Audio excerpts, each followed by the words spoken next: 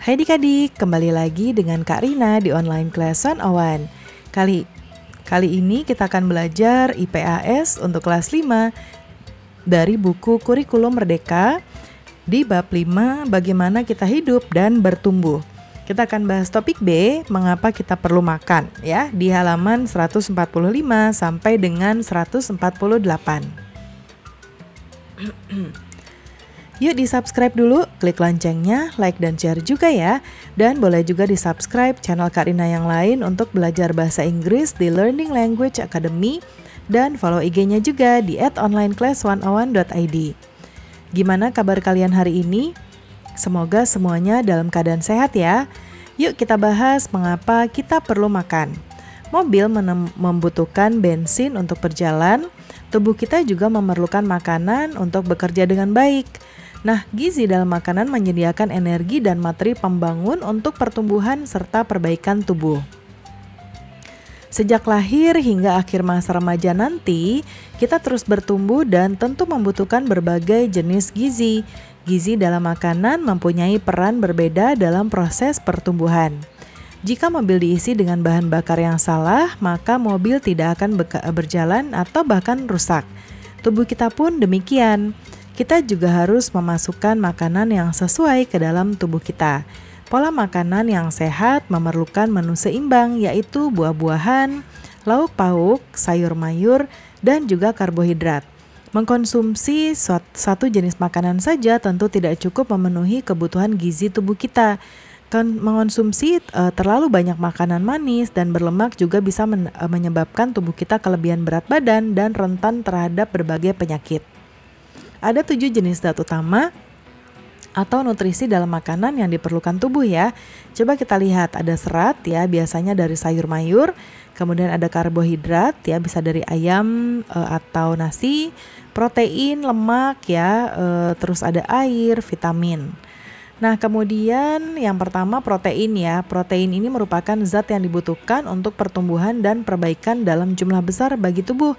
Ada ikan, daging, keju, kacang tanah, dan juga polong-polongan merupakan makanan yang mengandung protein. Kemudian karbohidrat merupakan nutrisi utama yang dibutuhkan bersama protein dan lemak. Karbohidrat akan diolah menjadi zat gula yang dibutuhkan tubuh untuk menghasilkan energi secara cepat. Karbohidrat bisa didapatkan dari kentang, jagung, umbi-umbian, sagu, tepung-tepungan, dan sebagainya. Kemudian lemak sangat penting untuk kesehatan tubuh.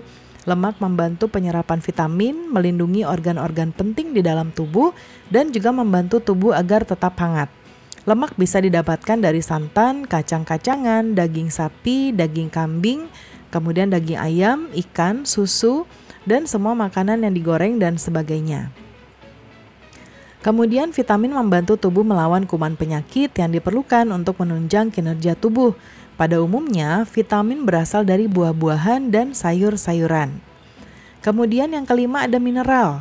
Ini diperlukan untuk kesehatan tulang dan gigi serta darah. Nah, mineral berasal dari buah-buahan dan juga sayuran. Makanan lain seperti susu menyediakan kalsium untuk kesehatan tulang. Kemudian ada serat. Serat ini penting untuk pencernaan karena dapat membantu menjaga kesehatan usus dan mempermudah proses buang air besar. Kemudian jika kurang serat, maka kita akan sulit buang air besar. Kemudian makanan yang mengandung serat diantaranya adalah sayur-sayuran, buah-buahan, gandum, dan beberapa kacang-kacangan. Kemudian air sangat penting bagi tubuh. Air membantu melarutkan makanan yang kita makan dan juga membantu memproduksi air liur. Kemudian air juga menjaga tubuh kita agar tetap dingin lewat keringat. Nah, asupan air juga dapat berasal dari banyak sumber makanan lain ya, seperti buah dan juga sayuran. Nah, untuk membantu kalian mengatur pola makan, kalian bisa mengikuti piramida seperti ini. Nah, ini ya, 40%-nya ada dari roti, nasi, dan sereal, 35%-nya dari buah dan sayuran, kemudian 20%-nya dari daging, ikan, susu, dan telur, lalu 5%-nya dari lemak, minyak, gula, dan makanan manis. Nah, presentasi ini menunjukkan berapa banyak nutrisi makanan yang kalian makan ya. Dari 100%, sebaiknya paling besar itu 40% adalah karbohidrat seperti nasi, roti, sereal.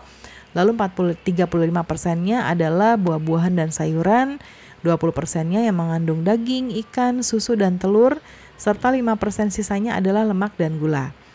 Nah, pelajaran kosakata baru yang kita ketahui kali ini adalah gizi, artinya adalah zat makanan pokok yang diperlukan bagi pertumbuhan dan kesehatan badan.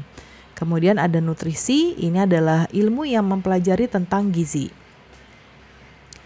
Kemudian seimbangkah pola makanku? Nah, makanan yang seimbang memberikan jumlah energi yang cukup untuk pertumbuhan dan perkembangan organ dalam kalian, termasuk otak. Seberapa seimbangkah pola makan kalian? Coba cari tahu dengan melakukan kegiatan berikut. Yang pertama, lakukan pencatatan apa saja yang kalian makan selama 3-5 hari. Contoh misalnya, pagi hari makan nasi goreng 1 piring dan telur. Lalu jajan roti 1 bungkus, terus bakwan 1, lalu minum dalam sehari misalnya 8 gelas, terus ada juga selain air putih ada 1 cangkir teh manis. Nah, nanti buatlah dalam bentuk tabel. Nah, di hari terakhir pelajari data dan catatan kalian ya, lalu bandingkan di piramida makanan tadi. Nah, kemudian kalian lihat dari piramida yang sudah kalian catat apakah sudah memenuhi kebutuhan harian atau belum ya. Nah, kemudian yang sudah aku pelajari kali ini yang pertama adalah mulut, kelenjar air liur, kerongkongan, lambung, hati, pankreas, usus, dan rektum merupakan kumpulan organ tubuh manusia yang berkaitan satu sama lain membentuk sistem pencernaan. Yang kedua, melalui sistem pencernaan manusia mengolah makanan menjadi zat-zat yang dibutuhkan oleh tubuh.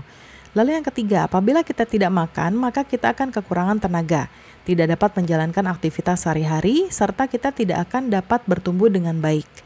Lalu yang keempat, agar hidup lebih sehat, kita dapat mengikuti pola asupan nutrisi seperti piramida panduan makanan sehat.